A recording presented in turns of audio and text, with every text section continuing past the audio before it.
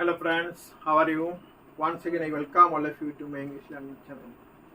तो फ्रेंड्स तुम लोग कैसी हो? जरूर ठीक होगा, मैं भी ठीक हूँ.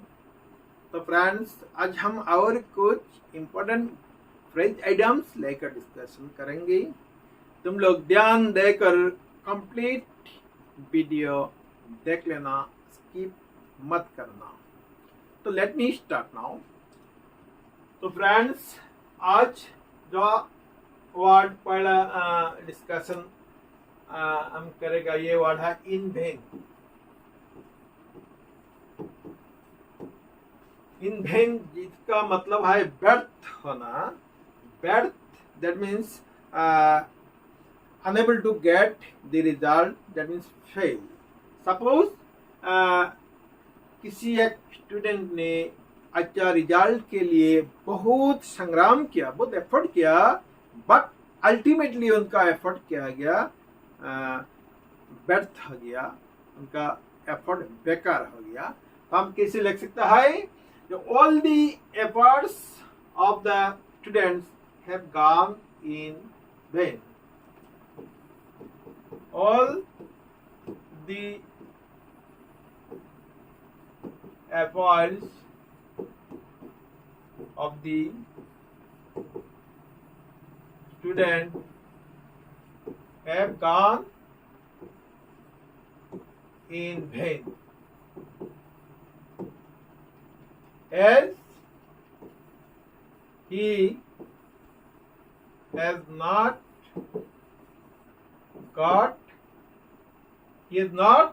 got a good result.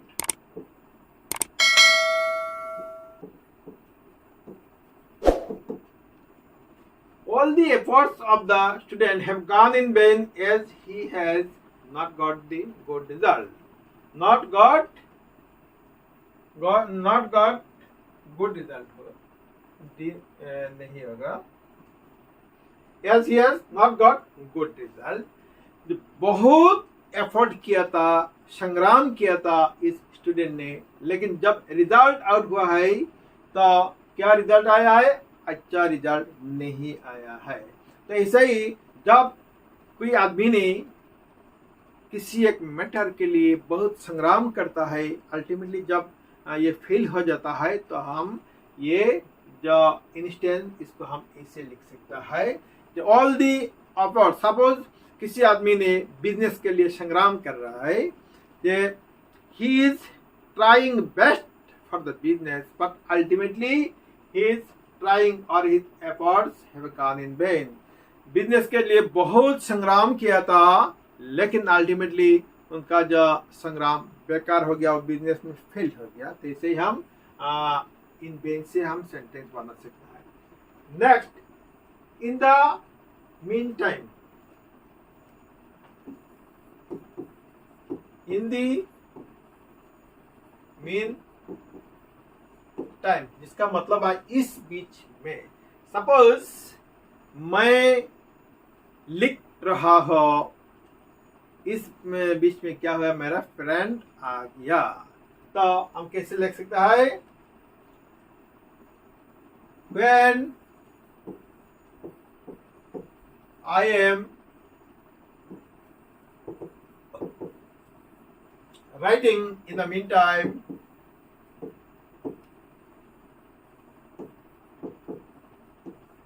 meantime my friend has come.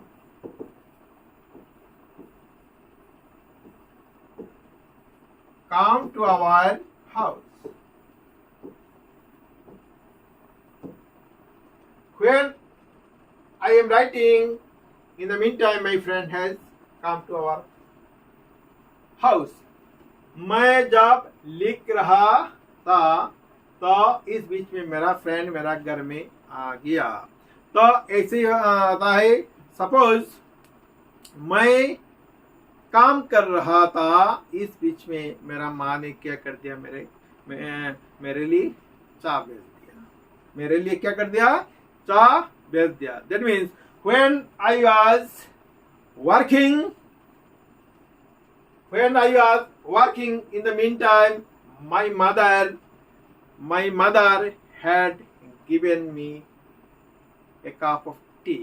मेरा माँ ने मेरे को क्या दिया था, एक कप। इस बीच में मेरा माँ ने मेरे लिए एक कप चाय भेज दिया था। तो इसे ही हम इन द मीन टाइम से हम सेंटेंस बना सकता है। Next, in order to. In order to जिसका मीनिंग है उसके कारण, इसके कारण, मतलब ऐसा ही मीनिंग है। सपोज मैं बाजार में गया था एक पेन खरीद करने के लिए। पेन खरीद करने के लिए मैं बाजार में गया था। मछली खरीद करने के लिए मैं बाजार में गया था। सब्जी खरीद करने के लिए मैं बाजार में गया था। तो हम ये हम कैसे लिखेगा, इन ऑर्डर टू से I went to market, I went to market in order to purchase vegetables. In order to purchase vegetables, मैं सब्जियां खरीद करने के लिए बाजार में गया था। In order to उसके कारण, उसके कारण, किस कारण, सब्जियां खरीदने के कारण। सपोज तुम्हारे घर में कोई आदमी आया था। किस लिए आया था, तुम्हारे पिताजी के साथ मिलने के लिए आया था। तो ये बात हम इन ऑर्डर टू से कैसे बता सकता है कि a person has come to our house in order to meet our father. मेरे पिताजी के साथ मिलने के लिए एक आदमी मेरा घर में आया है। तो इसे हम इन ऑर्डर टू से हम सेंटेंस बना सकते हैं। Next, in no time. In no time कुछ समय में, that means within a short period of time. समय नष्ट नहीं करके तुरंत, इसका मतलब है तुरंत। तो इन नो टाइम से हम ऐसे सेंटेंस बना सकता है, you have to come to our house in no time.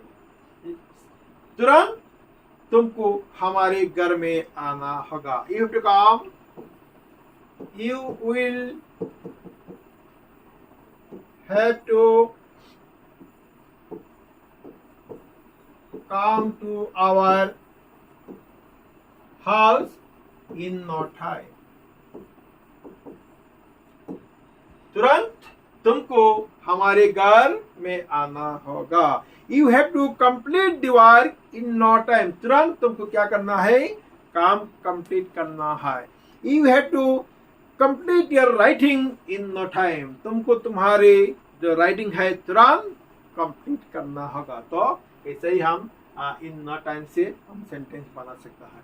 Then, in a nutshell, संक्षेप में, इन ए नटशेल।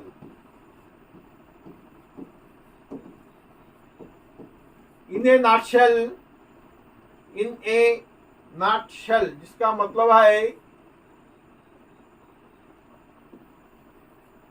संक्षेप में। इन ए नटशेल संक्षेप में। यू सपोज मैं ये बता सकता हूँ किसी आदमी को या मेरे फ्रेंड को, the friend you will have to explain the story in a nutshell.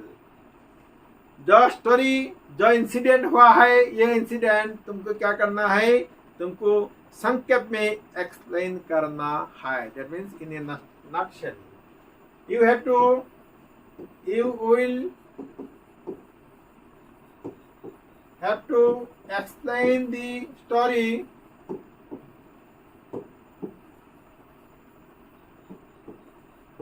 In a nutshell. तुमको ये स्टोरी संक्षेप में एक्सप्लेन करना होगा विदाउट कंज्यूमिंग टाइम। तुमको समय नष्ट नहीं करना होगा। समय नष्ट नहीं करके तुमको संक्षेप में ये स्टोरी उनको बताना होगा। तो इन ए नटशेल जिसका मतलब है संक्षेप में you have to explain the story, you have to write the answer in a nutshell. संक्षेप में तुमको क्या करना है, ये आंसर लिखना है। You have to write the answer of this question in a nutshell. ये जो प्रश्न है, क्वेश्चन है, इसका आंसर तुमको संक्षेप में लिखना होगा। तो इसे हम इन ए नटशेल से सेंटेंस बना सकता है। Then in the long run, that means अंत में, अल्टीमेटली, एट लास्ट। तो ऐसा ही मीनिंग है इन द लॉन्ग रन। तो अंत में क्या हो गया, सपोज एक गेम चल रहा है इंडिया और दूसरा मुल्क में, सपोज पाकिस्तान में। तो मैच ऐसा ही एक इंटरेस्टिंग सिचुएशन में आया था, जो कौन से कंट्री जीतेगा मालूम नहीं था। इधर पाकिस्तान जीत सकता है या इंडिया जीत सकता है, ऐसे ही चल रहा था। लेकिन अंत में क्या हो गया, इंडिया जीत गया। तो हम कैसे बता सकता है, इन the long run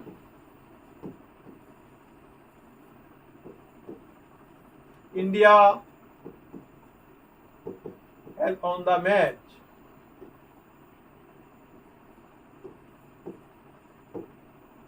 on the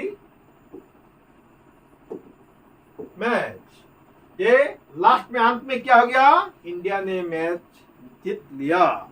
तो कभी कभी ऐसा होता है, तुम किसी काम में एंगेज हुआ है, लेकिन इस काम में एंगेज होने के बाद तुम्हारे मन में डाउट आता है, क्या ये काम क्या मैं कंप्लीट कर सकता है या नहीं। लास्ट में जब तुमने कंप्लीट कर लिया, तो ये बात तुम ऐसे बता सकता है, in the long run I have completed the work. आज में क्या कर, मैंने काम कंप्लीट कर लिया। तो हम कैसे बता सकते हैं, in the long run I have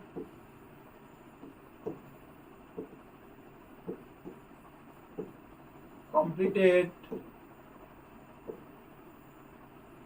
the work. अंत में मैंने काम क्या कर लिया, कंप्लीट कर लिया। तो फ्रेंड्स, तुम लोगों ने जरूर देखा है कैसे मैं इम्पोर्टेंट ग्रुप में फ्रेज आइडियम से सेंटेंस बनाया है। तो तुम लोगों को क्या करना है, कंप्लीट वीडियो देखना होगा तुम लोगों को, और ये जो मैंने जैसा सेंटेंस बनाया है, तुम लोगों को ऐसे ही प्रैक्टिस देना होगा।